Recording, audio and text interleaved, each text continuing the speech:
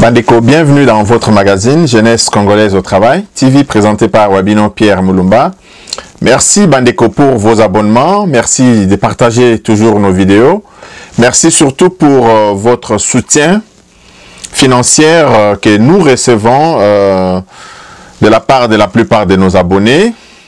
Nous voudrons donc soutenir nos journalistes qui sont sur place à Kinshasa, raison pour laquelle nous avons donc lancé cette campagne pour pouvoir leur permettre de pouvoir circuler dans la ville de Kinshasa, vous apporter l'information qu'il se doit. Dans les prochains jours, il y aura beaucoup d'émissions sur le quotidien des Kinois, le quotidien dans nos communes, la visite de nos différentes communes pour voir combien l'argent du contribuable congolais est en train d'être gaspillé par l'absence au travail de ceux que les contribuables congolais est en train de payer. De ceux que les contribuables congolais sont en train de payer, je voulais dire. Alors, Bandeko, lelo tozo lobela likambo oyo, ya F. Bazaïba. Vous venez de suivre quand on vous dit que nous avions été dirigés par un régime sanguinaire, un régime des irresponsables de la première catégorie, et les uns pensent que nous en voulons à M. Kabila ou nous en voulons aux gens avec qui il a dirigé le pays. Cette révélation de F. Bazaïba démontre à suffisance les pratiques des anciens régimes. Bokoki koya na mbongo 7000 $, kotika na ministère, alors que il y a un circuit, comment il faut payer mbongo wana, bozui ba reçu, dengue F. Bazaïba a tout expliqué, bokende na ba quittance, il y a paiement auprès des guichets des banques, et au niveau des ministères, beaucoup la quittance, ils allaient que mbongo et bongo permis et singeli. Et ces choses se passent comme ça dans presque tous les ministères, et depuis toutes ces années, ça s'est passé comme ça. Et l'argent circule au Congo, nanu na maboko. Alors, la question de savoir, est-ce que dans ce pays, il existe véritablement des autorités? Ou bien dans ce pays, Balingi Félix Tshisekedi peut accompagner banquier pour assurer la perception en bongo. Mais il y a des lois dans notre pays. Le problème ici, c'est le respect des textes et des lois. Et ici, nous renforçons toujours ce que nous disons au président de la République, que vous devez renforcer les mesures, les structures de contrôle. Nous avons combien de ministères? Au moins, ministère, sur le ministère, après sa rapport mensuel sur la gestion des ressources dont il dispose. Et puis, ils ont l'infraction de voir les individus se promener avec des masses d'argent liquide. À quoi servent les circuits bancaires alors en République démocratique du Congo? Nous voulons une chose et son contraire, Bandeko. Des ordres structurels oyo ezali na kati ya mboka na biso, yangonde ezali kopesa mapapu à tous les prédateurs. Bato yo nyonso bazali na kati ya mboka na biso, o bazali kolinga kosala ba magui, profite bien de la fertilité du désordre en République démocratique du Congo. Parce que lelo oyo yo au fongoli magasin na yo, oteki, ozu bambongo en dollars, tu n'as aucune obligation d'aller verser ça en compte bancaire pour que traçabilité est mon nana.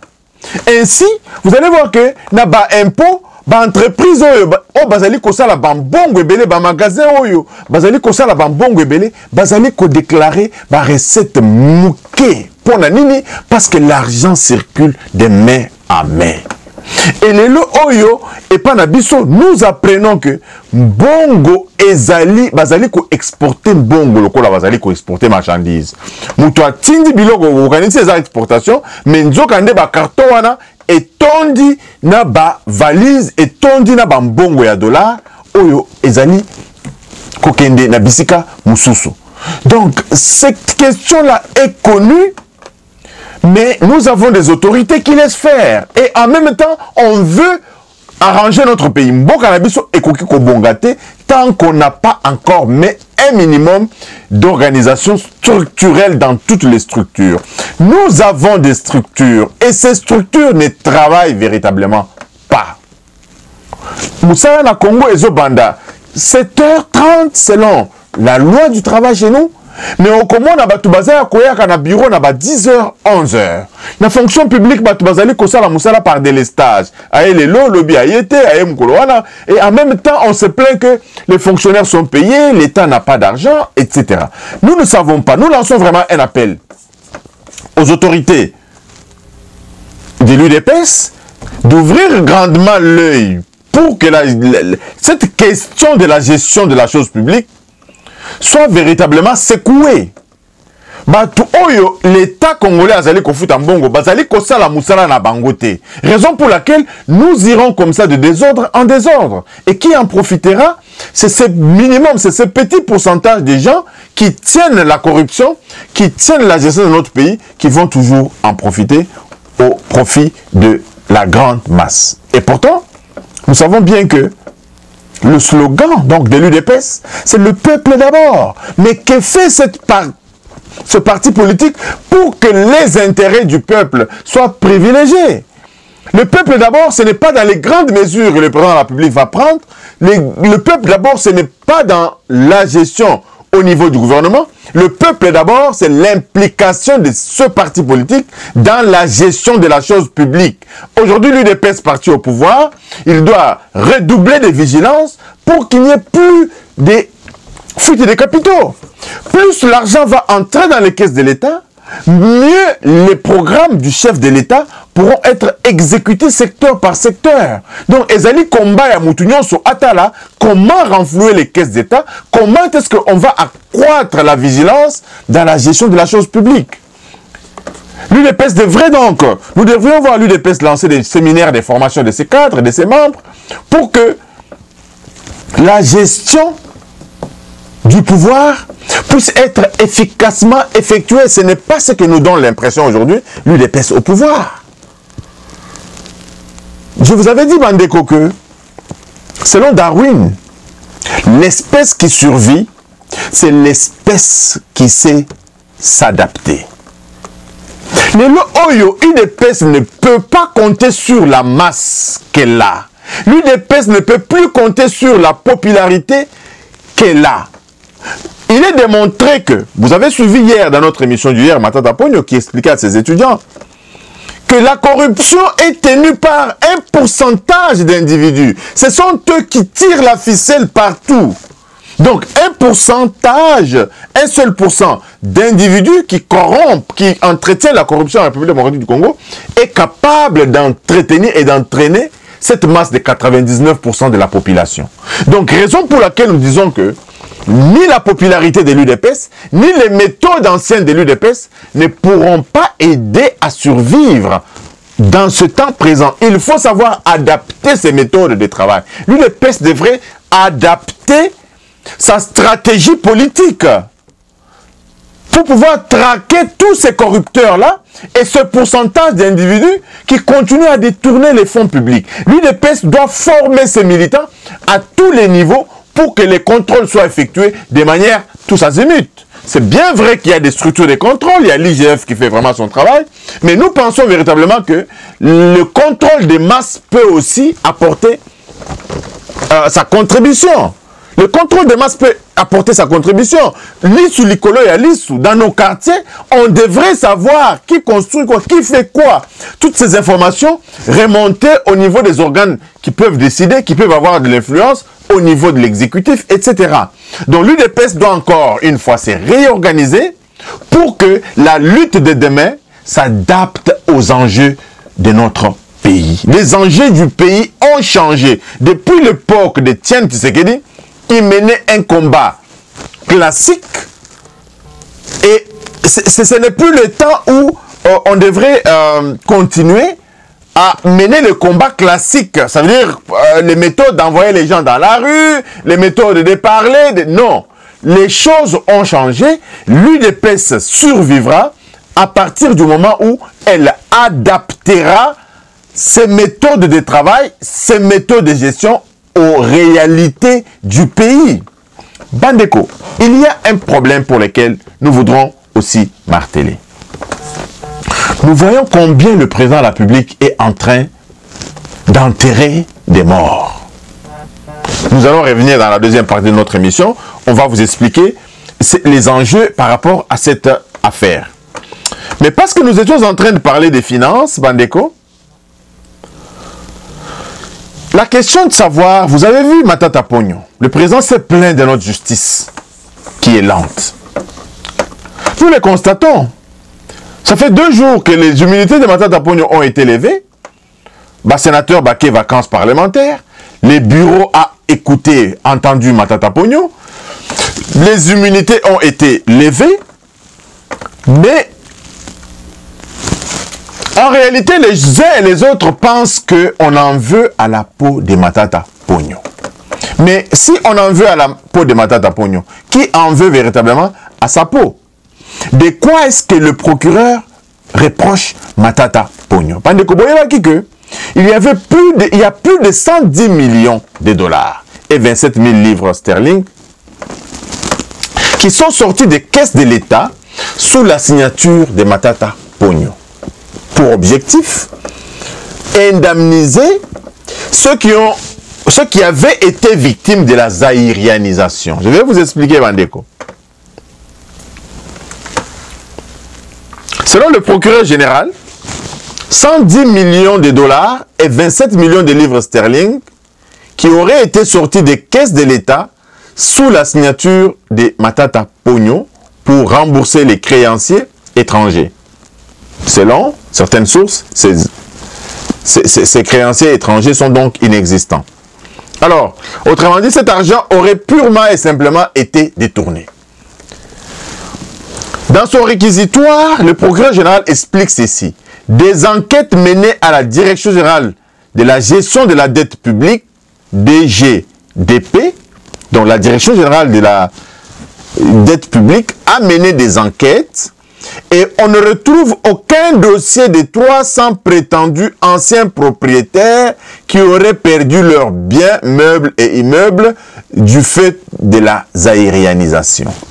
Donc, selon le procureur, Matata Ponyo na Batonaye, ils ont fabriqué un problème dans leur bureau. Ils ont fabriqué un dossier dans leur bureau, comme Oyo Bazali, très intelligents. Ils sont capables de monter et fabriquer un dossier à vendre et à revendre. Tout cela pour faire sortir l'argent des caisses de l'État. Pourquoi toutes ces choses sont possibles? C'est toujours parce que nous sommes distraits sur les vraies questions. Nous sommes distraits sur les vraies questions. Aujourd'hui, on se préoccupe encore de savoir de quelle origine est le gouverneur de la banque. Voilà encore la distraction qui s'invite dans notre société. Au lieu de fouiller le travail du gouverneur de la Banque centrale, et nous on se préoccupe à savoir de quelle province elle vient. Comme si cette province-là ne faisait pas partie d'une province de la République démocratique du Congo. Bandeko, Ezali Soni, tous ceux qui tiennent ces discours, tous ceux qui propagent ces discours, je vous ai dit, ils ne sont pas étrangers à la Kabylie. Tous ces gens-là ne sont pas étrangers, sont assimilables aux ennemis de notre pays. Parce que Balingi t'est décollé. Et ils savent bien qu'avec le président Félix Antoine Tshisekedi, le Congo est en train de décoller. Et décollage n'a pas été supersonique. Alors, les créanciers prétendus fictifs commencent à se manifester et des articles de presse sortis il y a plus de 15 ans montrent que certains de ces créanciers ont déclaré publiquement avoir reçu des remboursements de l'État congolais. Oh. Des remboursements des créanciers parfois avec des solides décotes, insistent les représentants ou certains créanciers avec lesquels la Libre Afrique, parce que la Libre Afrique, c'est entendu. Les 300 créanciers fictifs semblent donc bien exister. Donc, l'intersyndicale, c'est-à-dire que syndicat, il y a DGDP, Direction générale de la dette publique, avait interpellé le procureur général de la République dès la sortie de son réquisitoire pour le mettre en garde et invoquer le fait qu'il avait dû être induit en erreur. Dans le courrier de la DGDP, on pouvait lire, c'est-à-dire que l'intersyndicale, que procureur a sali erreur pour Nanini Azali Kolandela Likambu Oyo Yamata Ponyo, il a bel et bien existé les gens qui ont reçu donc l'indemnisation. Des fabricateurs de preuves. Alors, l'intersyndicale invite le procureur près de la Cour constitutionnelle à rectifier son réquisitoire et à ne plus indexer la DGDP qui n'a pas payé ni monté des dossiers fictifs au profit de qui que ce soit. Les anciens propriétaires des biens aérianisés ont bel et bien été indemnisés et les ambassades européennes à Kinshasa peuvent en témoigner. Le texte explique ensuite que la DGDP est la seule gestionnaire du dossier biens aérianisés, conformément à la loi de 1978 portant mesure de recouvrement des sommes dues à l'État par les acquéreurs de ces biens. Alors, le courrier insistait encore sur le fait que, sous la recommandation du Fonds monétaire international et de la Banque mondiale et du Club de Paris, que la RDC était contrainte d'indemniser les victimes de la zaïrianisation afin de bénéficier de l'effacement de la dette extérieure de la République démocratique du Congo. Alors, les déclarations sur l'existence des dossiers fictifs qui existent même dans le grand livre des dettes publiques est une tache d'huile sur la crédibilité de l'institution Direction générale de la dette publique. Nous savons, le président de la République nous a mis la puce à l'oreille, qu'il existe de la corruption même dans nos institutions. C'est pourquoi, Bandeko, Lissou Likolo ya Lissou et toutes ces institutions regorgent des hommes intègres. C'est ça la chance de notre pays. Bien qu'il existe des brebis galeuses dans nos institutions, mais Bandeko, il existe encore des hommes et des femmes intègres qui travaillent dans ces institutions sur lesquelles nous pouvons compter pour faire réagir, jaillir la lumière donc en surface. Le procureur général de la République, selon Bato Oyo, n'a rien voulu entendre. C'est sur base de ces réquisitoires douteux que le bureau du Sénat s'est empressé de lever l'immunité parlementaire de l'ancien Premier ministre. Donc, selon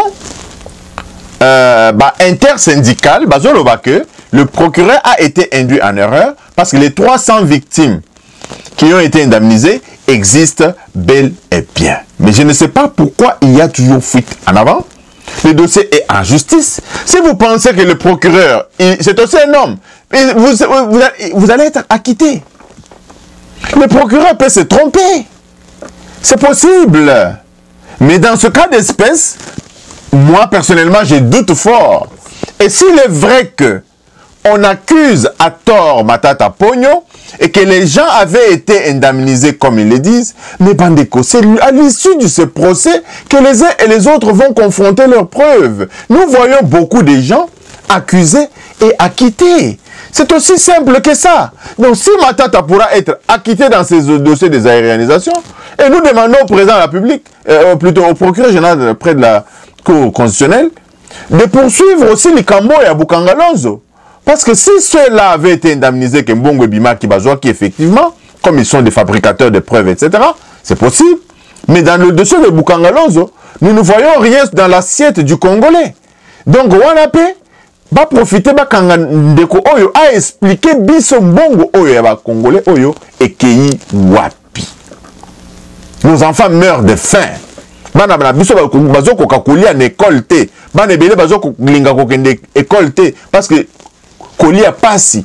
Mais si nos écoles avaient des cantines, on allait encore scolariser beaucoup d'enfants, etc. Alors, la menace en République démocratique du Congo a changé, Bandeko. Il faudra que nous, en tant que peuple, to changer peu la méthode na biso ya komone la makam. Tout le monde est prédateur. Na Bandeko na biso. Naba étranger, naba voisin nabiso, naba toba paya.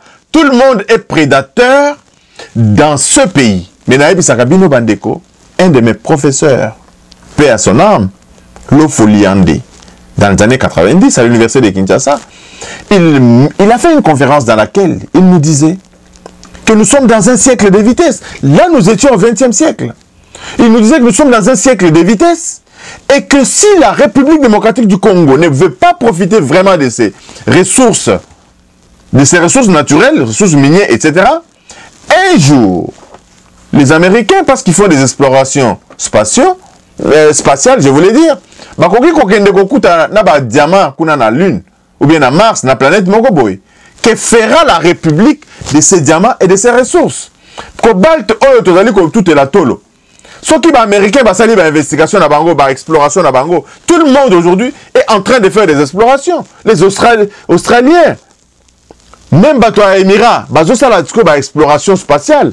Mais ceux qui bateau, y a ba recherche na bango, ba kei ko découvrir ba minerai moko boye na planète moko boye que fera la République démocratique du Congo de ses ressources naturelles. Bandeko tokotika la ba pauvre et à libéla. Et nous allons léguer à nos enfants un pays en lambeaux. C'est pourquoi ici, nous devons travailler fort. Nous devons travailler dur pour qu'avec les ressources que nous avons aujourd'hui, que nous puissions transformer ce pays-là vers les nouvelles technologies, vers la richesse future, qui est véritablement l'intellectuel, qui est véritablement la formation des cadres, des ingénieurs, et transformer totalement ce pays en une richesse humaine. Mais les lots, qu'on a besoin de maternité, hôpitaux, écoles. Or, les autres pays comme la Corée, aujourd'hui, la Corée est en train de rivaliser avec les grandes nations, tout simplement parce que la Corée a su injecter dans l'éducation. Après les États-Unis, c'est la Corée, le deuxième pays au monde qui forme les docteurs. Donc les intellectuels sont formés en Asie. Sans parler de toutes ces formations professionnelles, la main-d'œuvre qui doit être transformée et formée. Combien d'écoles de formation existent encore dans nos pays? Pourquoi gardons-nous des programmes d'il y a 60 ans dans notre système éducatif? Aujourd'hui, nous avons besoin de former des peintres, nous avons besoin de former des maçons, nous avons besoin de former des menuisiers à grande échelle, nous avons besoin de la main-d'œuvre qualifiée et formée à moindre coût. Rien que moi, j'ai diplôme, il y a humanité, avec un métier à la main. Les autres pays se sont développés grâce donc à ces techniques-là. Encore une fois, Bandeko, nazali ko sukela awa likambo oyo ezali mulayi ndenge ya koyebisa bino, bazali koloba ke dossier ya matata ezali politique, mais nous voudrons bien savoir si le dossier est politique, mais c'est devant le juge que tokoye basoki procès oyo ezali politique ou non. Pendant ce temps, les gens se vantent d'avoir bien géré ce pays, mais ils n'ont résolu aucun problème des Congolais. Matata, quel est le problème qu'il a créé en République démocratique? Il a résolu la République démocratique du Congo lorsqu'il était Premier ministre. Encore une fois, Bandeko, nous ne voulons pas nous attarder sur ces questions. Il y a un procès en cours. Si Ndekonabiso Matata Pognon est bel et bien innocent, mais il sera innocenté parce que le procès sera équitable. Il aura des avocats. Il aura des avocats. Nous entendrons les réquisitoires des uns et des autres. Et vous voyez, établir ma responsabilité sur le conseiller Makambo ou bien le Makambo ya solo. Donc encore une fois, Bandeko, merci vraiment de vos abonnements. Merci de partager nos vidéos et merci aussi de nous soutenir pour pouvoir vous servir à chaque fois. Et à la prochaine. Tokutani Balasima. Bye bye.